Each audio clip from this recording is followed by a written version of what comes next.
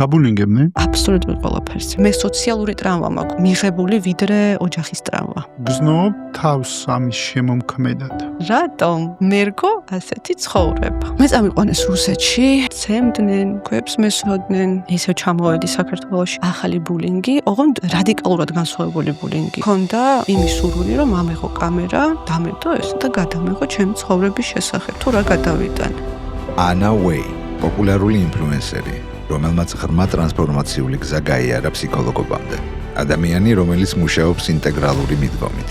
ის აერთიანებს კლასიკურ ფსიქოლოგიას, არქეტიპებსა და ურთიერთობების დინამიკას. მისმა ცვლილების გზა მაჩვენა, რომ ტკივილი შეიძლება გახდეს წინსვლის ყველაზე დიდი რესურსი. რა იყო ის სასტარტო წერტილი, რომელმაც ჩამოაყალიბა შენში რებელი? არასდროს არ მოსვამს მსგავს კითხვას. უნდა ვიყო ლიდერი, უნდა იყოს ჩემი, უნდა ვიყო მარტო, ნარცისი. გამიჭირდა ამის დამუშავება. აქამდე რომ მივსულიყავი. ფინანსური მხარე მაინც არ იყო მწვერვალი. ცნობადობა მინდოდა, მეტი აღიარება და მეტი რეკლამა. მოდი ნახოთ სამყარო რას გამოგვიზამნის. რაო? ეგრევე პროტესტი მერთვება. ეს ის არის, რაც კარგად შემიძლია, მაგრამ არ მინდა. კაცმანის სხვა პოდკასტს წარმოგიდგენთ დეველოპერული კომპანია Homeri.